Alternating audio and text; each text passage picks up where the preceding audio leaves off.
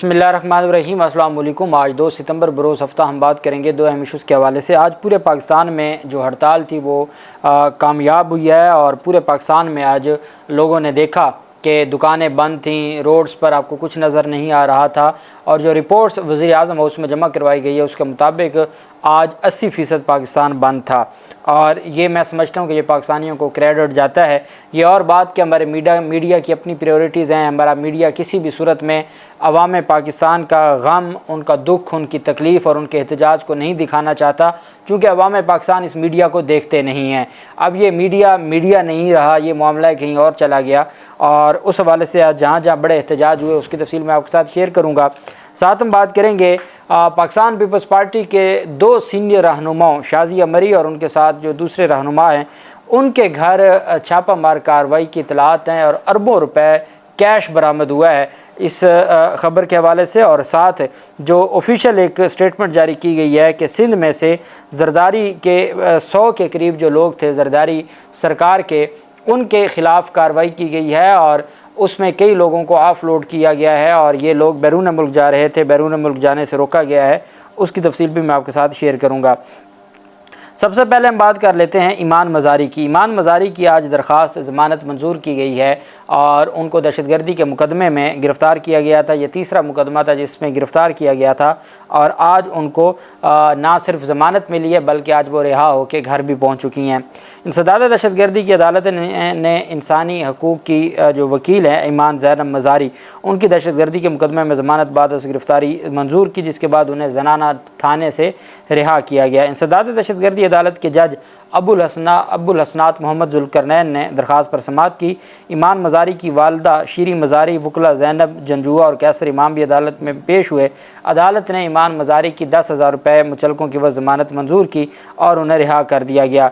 इंसदाद दहशतगर्दी अदालत के जज ने तहरीर हुक्मनामा भी जारी कर दिया जिसमें ये कहा है कि अटॉर्नी जनरल ऑफ पाकिस्तान को अगली समाअत में वो मुआवनत करें कि किस तरीके से ईमान मज़ारी के ख़िलाफ़ ये मुकदमा बनाया गया और क्या ये मुकदमा आइन और कानून के मुताबिक उनके ख़िलाफ़ बन सकता था या नहीं बन सकता था। चूँकि एक मुकदमा तो था जो उन्होंने ज़ुबान इस्तेमाल की थी और इंतहाई काबिल मज़म्मत ज़ुबान थी, लेकिन उसमें भी जो भी था उनको मेरिट के ऊपर ज़मानत पर रिहा कर दिया गया था।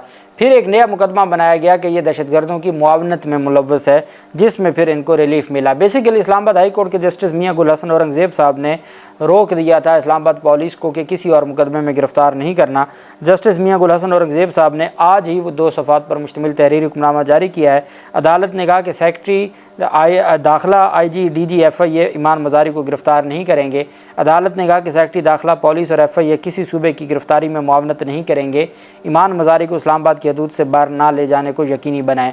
हुक्मनामे के मुताबिक सेक्रेटरी दाखिला ईमान मज़ारी के ख़िलाफ़ मुकदमात से मुतल्लिक़ सूबों से तफसीलात मांग कर आगाह करें। SSP ऑपरेशंस के मुताबिक इस्लामाबाद में ईमान मज़ारी के ख़िलाफ़ 3 मुकदमात थे, जिनमें 2 मुकदमात में पहले ज़मानत हो गई थी और तीसरे में आज ज़मानत मंजूर हुई है। अदालत ने कहा कि इस्लामाबाद पुलिस के मुताबिक ईमान मज़ारी के 2 मुकदमात पर वो ज़मानत पर रिहा हैं और एक मुकदमा पेंडिंग था जिस पर आज ज़मानत हुई है। पिटिशनर की वालदा ने कहा कि तीसरे मुकदमे में ज़मानत की सूरत में फिर गिरफ़्तारी का ख़दशा है। इस वजह से अदालत से 16 मई वाले फवाद चौधरी केस का ऑर्डर करने की इस्तदा की गई है कि जैसे फवाद चौधरी को रिलीफ़ दिया गया था और उनको किसी और मुकदमे में गिरफ़्तारी से रोका गया था, वही इस्तदा की गई थी जिसको अदालत ने मंजूर किया और जस्टिस मियां गुल हसन औरंगज़ेब साहब के फ़ैसले के बाद उनको किसी और मुकदमे में गिरफ़्तार नहीं किया।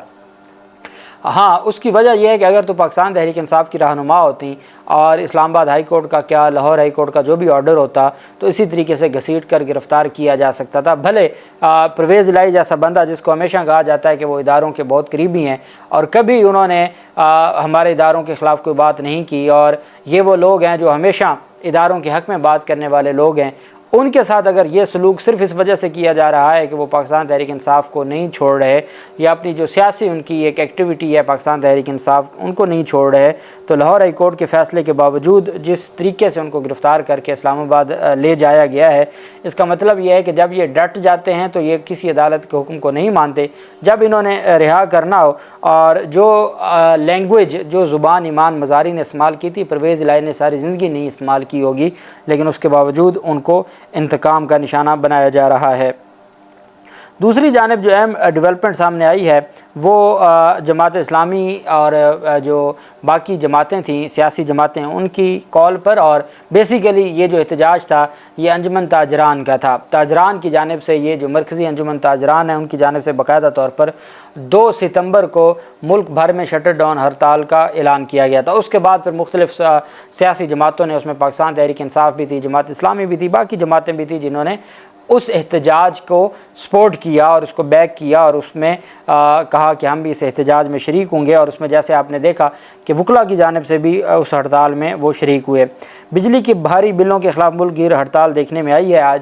کراچی، حیدرآباد، لاہور، فیصل آباد اور ملتان میں بڑے بازار اور تجارتی مراکز مکمل طور پر بند رہے۔ راولپنڈی، اسلام آباد، پشاور اور ملتان سمیت کئی شہروں میں بھی ہڑتال رہی۔ کراچی میں صدر بولٹن مارکیٹ اور اس سے ملحقہ تمام تھوک بازار بند رہے۔ اس کے علاوہ بھی شہر کی بڑی چھوٹی مارکیٹیں تمام بند رہیں۔ حیدرآباد، میرپور خاص، سکھر، لاڑکانہ میں تمام بڑے بازار بند رہے۔ ملک کے مختلف شہروں میں ہڑتال کے دوران بجلی کے بلوں کے خلاف مظاہرے بھی ہوئے۔ اسی طریقے سے وکلاء نے بھی عدالتی کارروائی کا بائیکاٹ کیا، اور وکلاء کی جانب سے بھی مکمل طور پر بائیکاٹ کیا گیا اور احتجاج اور مظاہرے کیے گئے۔ فیصل آباد میں بجلی کے بھاری بلوں کے خلاف احتجاج کیا گیا۔ ملتان، گجرانوالہ، سیالکوٹ، جہلم، شکرگڑھ، جہانیہ، بھکر سمیت پنجاب کے تمام شہروں میں دکانوں پر تالے اور بازار بند رہے۔ بلوچستان میں چمن، پشین، قلعہ سیف اللہ ذوب، لورا لائی، زیارت، ہرنائی سمیت بلوچستان کے تمام بڑے شہروں میں ہڑتال رہی اور عوام بھاری بلوں کے خلاف سراپا احتجاج رہے۔ آزاد کشمیر میں پہلے احتجاج ہو چکا ہے، تو آج کی جو ہڑتال تھی اس کے بعد جو آزاد ذرائع ہیں ان کا یہ کہنا ہے کہ 80% آج پاکستان بند تھا۔ یہ بہت عرصے بعد دیکھنے کو ملا ہے کہ پاکستانی اکٹھے ہوئے ہیں اور پاکستانیوں نے مل کر اس احتجاج میں اپنا حصہ ڈالا ہے اور سخت قسم کا احتجاج ریکارڈ کروایا ہے۔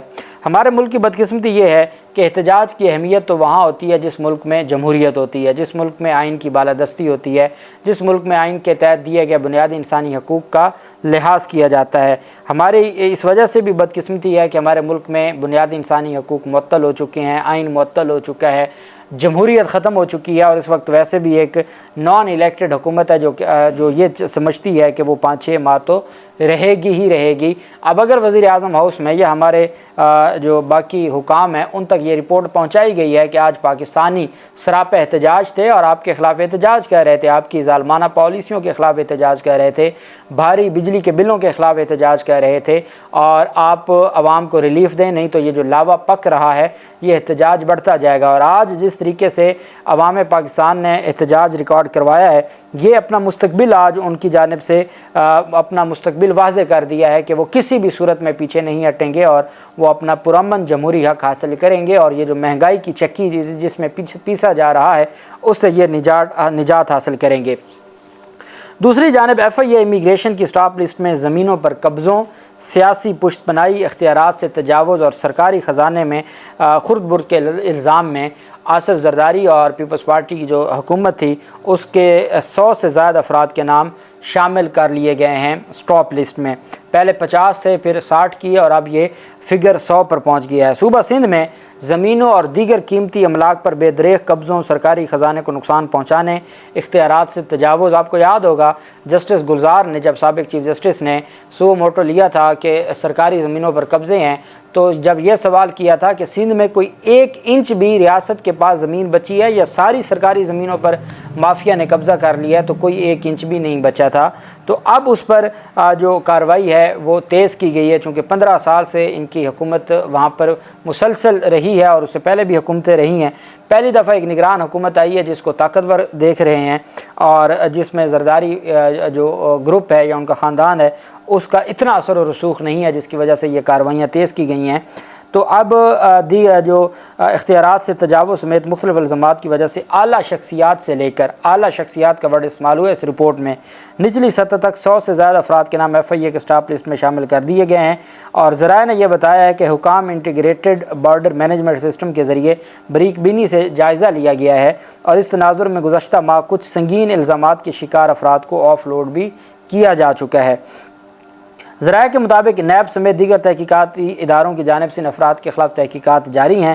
مذکورہ افراد میں سیاسی رہنما، سیاسی جماعت کے ورکرز، پولیس افسران اور سیاسی شخصیات کے فرنٹ مین اور انتہائی قریب سمجھے جانے والے افراد بھی شامل ہیں۔ ایف آئی اے کی جانب سے کراچی سمیت دیگر ملکی ہوائی اڈوں پر 2 قسم کی اسٹاپ لسٹ موجود ہے۔ ایک اسٹاپ لسٹ مینول طریقے پر کام کرتی ہے، جس میں مذکورہ ادارے کی جانب سے تحقیقات کے دوران الزامات کے شکار افراد کے حوالے سے رد و بدل کی جاتی ہے، جبکہ کمپیوٹرائزڈ اسٹاپ لسٹ میں پرواز پر جانے سے قبل قومی شناختی کارڈ نمبر اور دیگر معلومات پر سسٹم الرٹ ہو جاتا ہے، جس کے بعد مذکورہ افراد کو آف لوڈ یا پھر حراست میں لیا جاتا ہے۔ تو یہ کارروائی کی جا رہی ہے اور اس کارروائی میں جو چیزیں ہیں وہ بڑی تیزی کے ساتھ آگے بڑھ رہی ہیں۔ اور اب جو دوسری جانب خبریں گردش کر رہی ہیں وہ یہ ہے کہ پاکستان پیپلز پارٹی کی جو رہنما ہیں ہرمیت سنگھ ہیں، یہ ایک صحافی ہیں، مقامی صحافی ہیں سندھ کے، ان کی جانب سے یہ دعویٰ کیا گیا ہے اور یہ خبر پچھلے 24 گھنٹوں سے سوشل میڈیا پر گردش کر رہی ہے، اور اس میں میڈیا کے لوگ بھی اس کے اوپر بات کر رہے ہیں اور سوشل میڈیا کے اوپر ابھی تک شازیہ مری کی جانب سے کوئی ایسی تردید سامنے نہیں آئی، اور خبر یہ گردش کر رہی تھی کہ سابق وفاقی وزیر، اور چونکہ یہ سابق جو وزیر ہیں یہ بے نظیر انکم سپورٹ پروگرام کی بھی سربراہ رہی ہیں، تو ان کے خلاف 96 ارب اور سم تھنگ کا ایک مقدمہ اور اینٹی کرپشن کی کارروائی جاری ہے، اور ان کے خلاف کرپشن کا الزام ہے کہ 96 ارب سم تھنگ انہوں نے کرپشن کی ہے۔ آج یہ خبر گردش کر رہی ہے کہ شازیہ مری کے گھر سے 97 ارب روپے نیب کا چھاپا ہوا ہے اور 97 ارب روپے کیش برآمد ہوا ہے۔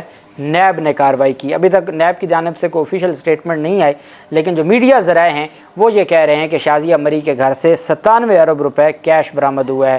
اب 97 ارب کا نام لینا یہ کوئی بینک نہیں ہے، لیکن ہمارے ملک میں کچھ بھی ہو سکتا ہے۔ آپ جانتے ہیں کہ ماضی میں بھی پاکستان پیپلز پارٹی کے رہنماؤں کے گھروں سے جس طریقے سے کیش اور سونا اور اس طرح کی چیزیں برآمد ہوئی ہیں، ہمارے ملک میں کچھ بھی ہو سکتا ہے۔ 97 ارب روپے میرے اور آپ کے لیے بہت بڑی رقم ہوگی، پاکستانی عوام کے لیے بہت بڑی رقم ہوگی، لیکن ان لوگوں کے لیے بہت کم ہے۔